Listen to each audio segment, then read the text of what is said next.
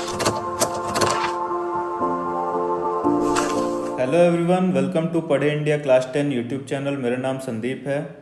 आज के वीडियो में हम लोग देखेंगे ह्यूमन रेस्पिरेटरी सिस्टम कैसे वर्क करता है। राइट, ये नोट्स जो आपका है ये डिस्क्रिप्शन बॉक्स में मैंने लिंक प्रोवाइड कर लिया, आप वहाँ से जाके आराम से इसको डाउनलोड कर सकते हैं और यूज़ अप कर सकते हैं। राइट, सो देखिए, रेस्पिरेशन के दो स्टेजेस रहते हैं। राइट, रेस्पिरेशन के दो स्टेजेस क्या रहते हैं? ब्रीदिंग रहता है पहला तो।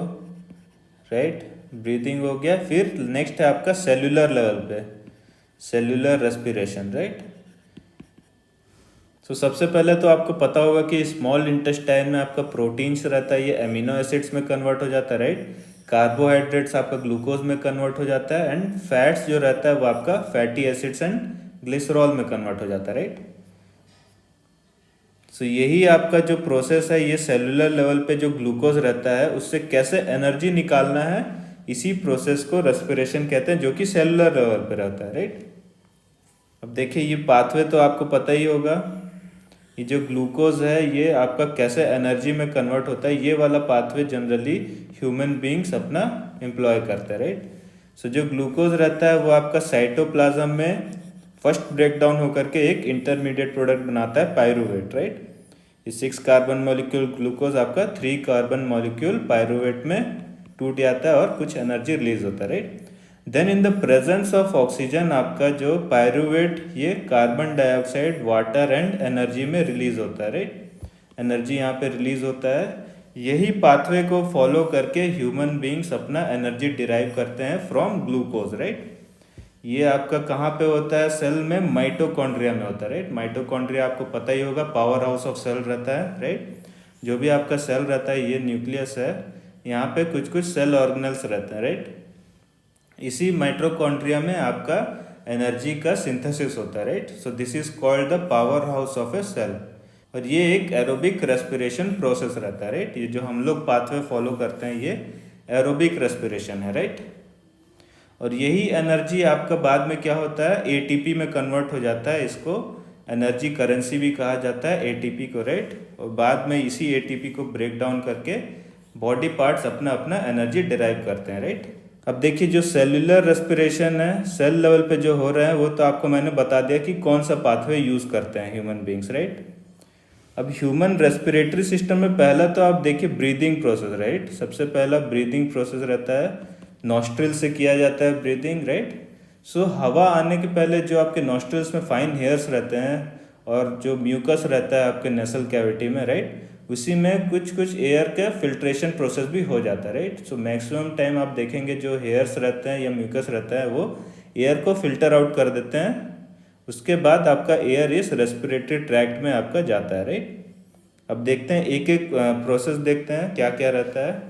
सो ये आपका लार्ynx रहता है, यहाँ से एयर आपका पास होता है। राइट, ये जो आपका है ये विंड पाइप है आपका। राइट, ट्रैकिया बोलते हैं इसको, विंड पाइप भी बोलते हैं। इसी में ये रिंग ऑफ कार्टिलेजेस भी रहते हैं। राइट, ये रिंग ऑफ कार्टिलेजेस का फंक्शन क्या है?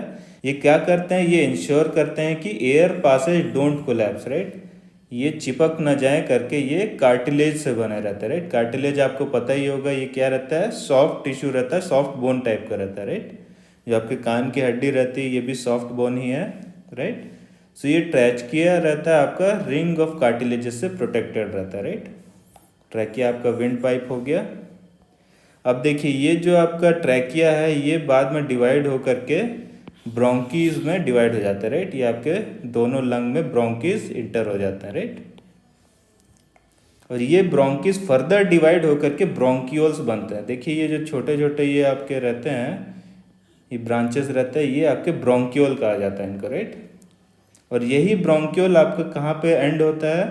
ये एल्वुलाई में एंड होता है। राइट, इसको एल्वुलाई कहते हैं, ये बैलून लाइक स्ट्रक्चर रहते हैं, या फिर इसको एल्वुलर सैक भी कहते हैं। राइट, सिंगुलर में देखेंगे तो आप एल्वुलस भी कहते हैं, प्लूरल में आपका एल्वुलाई कह लेते हैं। राइट, सो अब इसका फंक्शन देखते हैं, एल्वुलाई का फंक्शन क्या है। Alveoli are the balloon like structure, ये बैलून लाइक कुछ स्ट्रक्चर्स रहते हैं। राइट, और इसका मेन काम क्या है? They provide surface for gaseous exchange. यहीं पे आपका जो भी गैसियस एक्सचेंज होता है कार्बन डाइऑक्साइड एंड ऑक्सीजन का, ये इसी के लिए सरफेस प्रोवाइड करते हैं ये एल्वुलाई। राइट, और इन एल्वुलाई के आसपास ये बहुत ज़्यादा एक्सटेंसिव ब्लड नेटवर्क रहता है, राइट।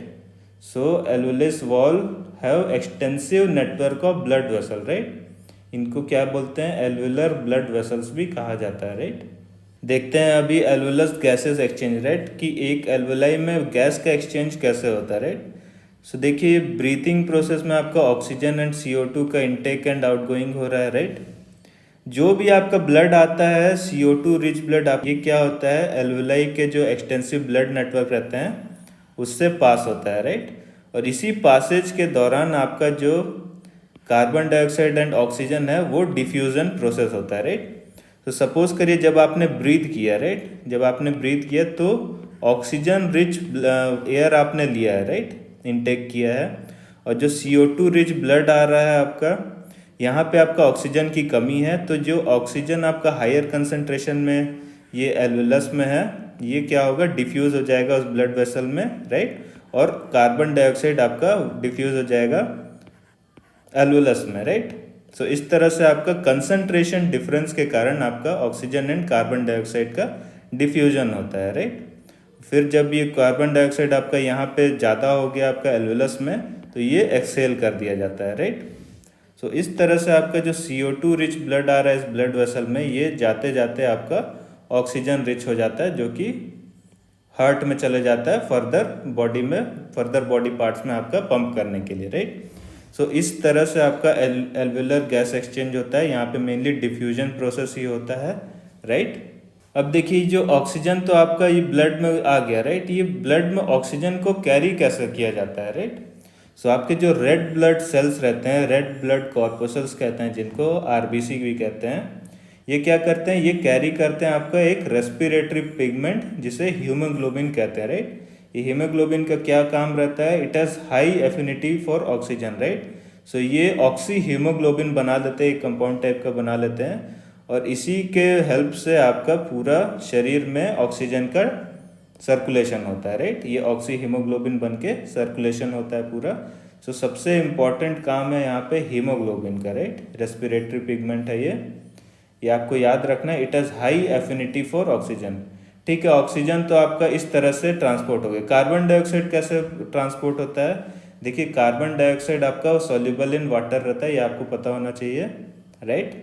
सो जो भी आपका वाटर कंटेंट रहता है ब्लड में, उसी में कार्बन डाइऑक्साइड डिजॉल्व हो जाता है और इस तरह से वो ट्रांसपोर्ट होकर के लंग में आता है, राइट। सो यहाँ पे जो CO2 रिच ब्लड आ रहा है, यहाँ पे CO2 ब्लड में डिजॉल्व रहता है, राइट। और ये जो ऑक्सीजन रिच यहाँ ब्लड जा रहा है, एल्वुलस से दूर जा रहा है, ये आपका हीमोग्लोबिन के साथ कंपाउंड बना करके इस तरह ट्रैवल करता है, राइट। सो ये दोनों ऑक्सीजन एंड कार्बन डाइऑक्साइड कैसे ट्रैवल करता है ये यहाँ पे पता चल गया, राइट। सो इस तरह से ह्यूमन रेस्पिरेटरी सिस्टम वर्क करता है। यहाँ पे सबसे इम्पॉर्टेंट चीज़ है आपका एल्वुलर सैक में गैसेस एक्सचेंज कैसे होते हैं, right. So guys this is the end of video. ये छोटा सा वीडियो था आपको छोटा सा टॉपिक समझाने के लिए, राइट। अगर आपको ये वीडियो अच्छा लगा है तो आप अपने फ्रेंड्स के साथ शेयर करिए इसको लाइक करिए इस वीडियो को और सब्सक्राइब करिए चैनल को। Thank you.